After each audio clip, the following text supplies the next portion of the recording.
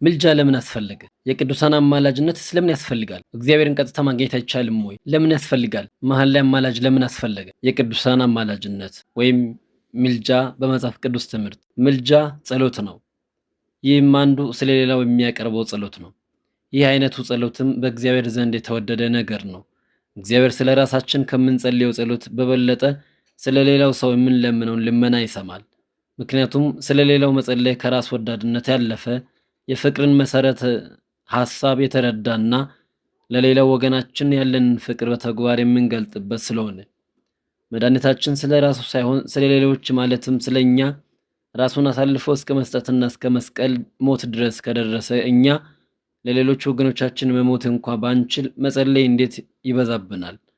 ስለሆነም ስህተት የሚሆነው አንዱ ስለሌላው ምልጃ ጸሎት ባያደርግ እንጂ ቢያደርግ አይደለም። አንዳንዶች የቅዱሳን አማላጅነት የእግዚአብሔርን መሐርነት የሚያሳንስ ወይም ደግሞ ከእግዚአብሔር ይልቅ ሰዎችን የበለጠ ርኅሩኆችና ደጎች ማድረግ መስሎ የሚታያቸው አሉ። እንዲሁም ከእግዚአብሔር ፈታህነት አንጻር የማይሄድ የሚመስላቸውና በአጠቃላይ ጉዳዩ የሚጸንናቸው ሰዎች ይኖራሉ። ሆኖም ግን የቅዱሳን አማላጅነት የእግዚአብሔርን መሐርነት ይበልጥ የሚገልጥና የሚያጎላ እንጂ የሚሸፍን አይደለም። ይህን ጉዳይ ከዚህ ቀጥሎ እንመልከት። የቅዱሳን አማላጅነት አግባብነት ከእግዚአብሔር ርኅራኄና መሐርነት አንጻር በዘረጋኸውና በከፈትከው ብቸኛ መንገድ በኩል ካንተ ጋር በቀጥታ እንዳንገናኝ በአንተና በእኛ መካከል ጣልቃ ገብተው ራሳቸውን ካንተ ይልቅ ርኅሩሃን ቸሮች ገሮች በምሕረትና በፍቅር የተሞሉ አስመስለው የቀረቡንን አባቶቻችን ግን ያላወቋቸውን መናፍስት በመማጠን ዓመታትን አሳልፈናል።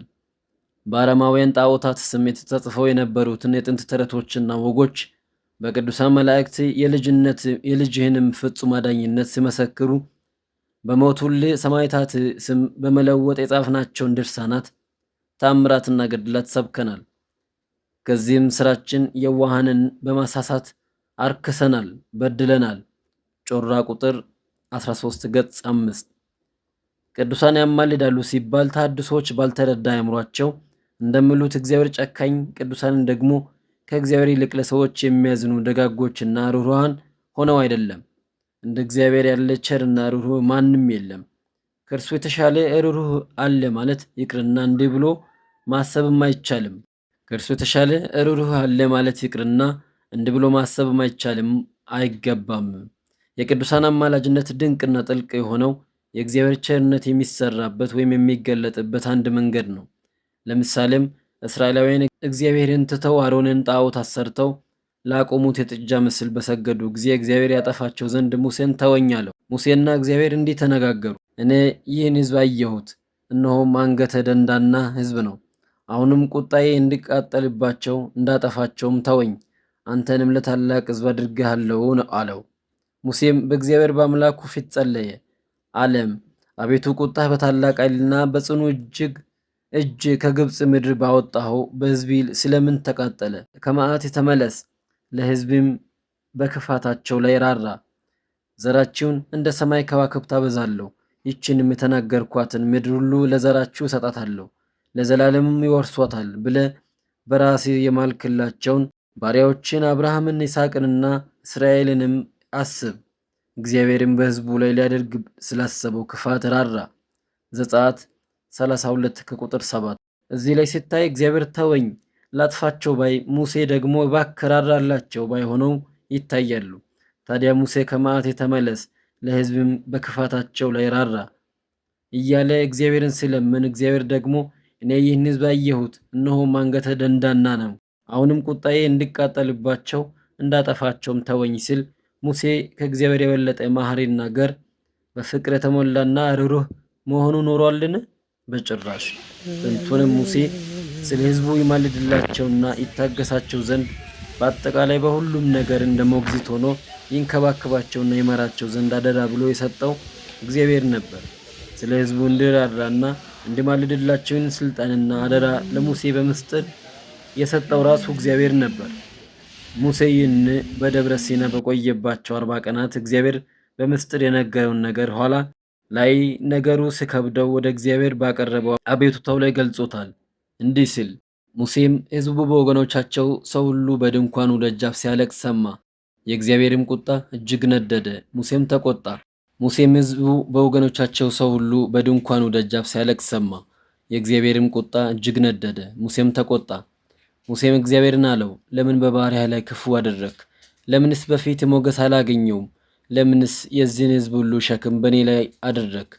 አንተ ለአባቶቻቸው ወደ ማልክላቸው ምድር አደርሳቸው ዘንድ ሞግዚት የሚጠባውን ልጅ እንድታቅፍ በብብት ይቀፋቸው የምትለኝ በውኑ ይህን ሕዝብ ሁሉ እኔ ጸነስኩትን ወለድኩትንስ?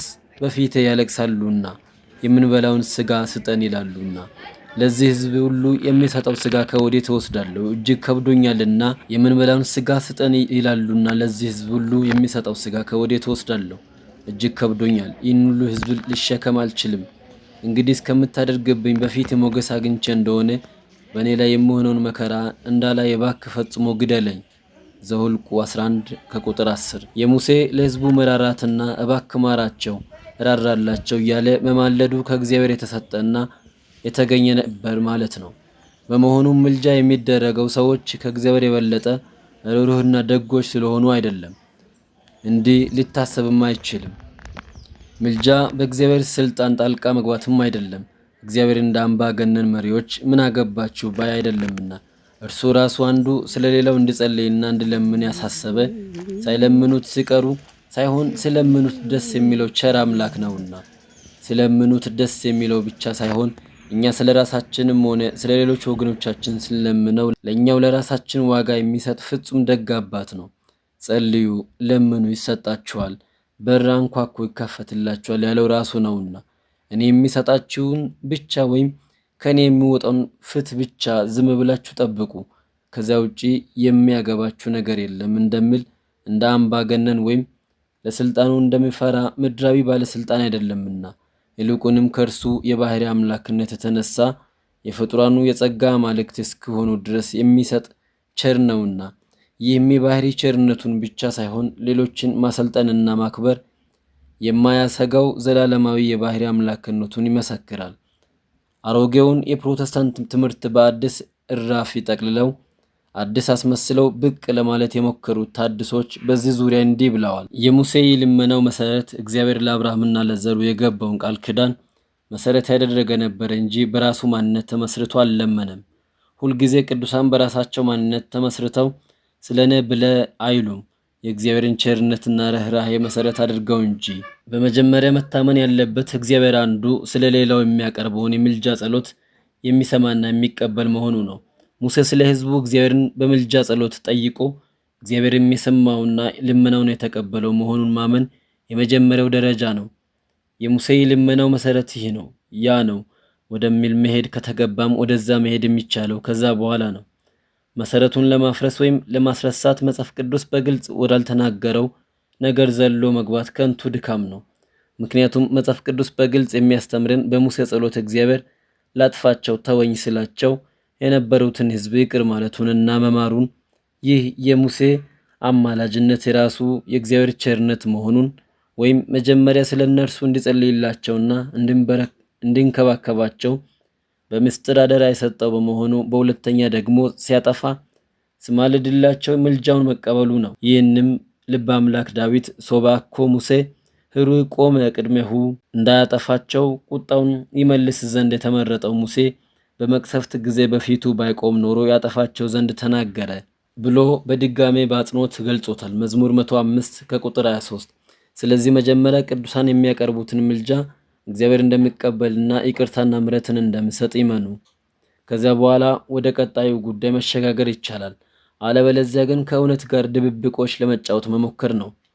ታድሶዎች የሙሴ የልመናው መሰረት እግዚአብሔር ለአብርሃምና ለዘሩ የገባውን ቃል ኪዳን መሰረት ያደረገ ነበር እንጂ በራሱ ማንነት ተመስርቶ አልለመንም ያሉት ምን ለማለት ነው? ማንጠልጠያ እንደሌለው ቅል ያለ አባባል ነው። ታዲያ ድሮንስ ምልጃ ምንድን ነው? እግዚአብሔር ከነርሱ በፊት ለነበሩ አበው የገባውን ቃል እያሰቡ ምሕረት እንዲያደርግ መለመን ነው እንጂ ሌላ ምንድን ነው ሲባል ሰምተው ኖረዋል? የሚቃወሙትን ነገር እንኳን ቢያንስ በመጀመሪያ በደንብ ተረድተው ቢሆን ኖሮ እንዲህ ወዳለ ዝብርቅርቅ ያለ ነገር ውስጥ አይገቡም ነበር። እንዲሁም ሁልጊዜ ቅዱሳን በራሳቸው ማንነት ተመስርተው ስለኔ ብለ አይሉም፣ የቅዱሳንን ቸርነትና ርኅራኄ መሰረት አድርገው እንጂ።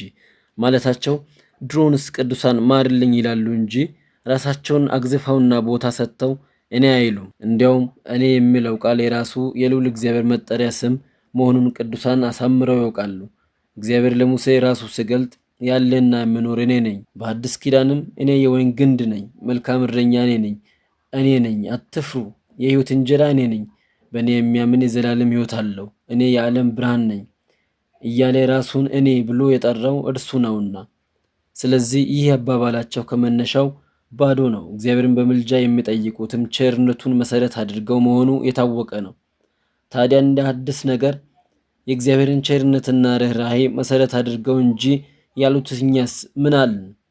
ቅዱሳን በባህሪያቸው ማድረግ ይችላሉ ስንል ሰምተዋል ወይስ ቅድስት ቤተክርስቲያን የምትለው ነገር ሁሉ ስለማይዋጥላቸው በእነርሱ አፍ ካልተባለ በቀር ስህተት ነው ማለት ነው? በአንድ በኩል ምልጃ የለም ይላሉ። መኖሩን መጽሐፍ ቅዱስ ሲመሰክርባቸውና መሄጃ ሲያጡ ደግሞ ሐሳቡን በውል ማስረዳትና ማቅረብ የማይችል ሕፃን ልጅ ይመስል መያዣና መጨበጫ የሌለው መላቢስ ነገር ይላሉ። በእውነቱ በነገር ሃይማኖት ላይ ይህን ያህል ጨዋታ መጫወታቸው በእጅጉ ያሳዝናል። በአጠቃላይ የቅዱሳን ምልጃ የእግዚአብሔር የቸርነቱ ስጦታና የቸርነቱ መገለጫ እንጂ ከቸርነቱ ጋር የሚጣላ ወይም ሰዎችን ከነርሱ የበለጡ ርኅሩኆች ማድረግ አይደለም፣ ሆኖም አያውቅም። ምልጃ ክፍል 2 የሚቀጥል ይሆናል። ስብሐት ለእግዚአብሔር። ይቆየን።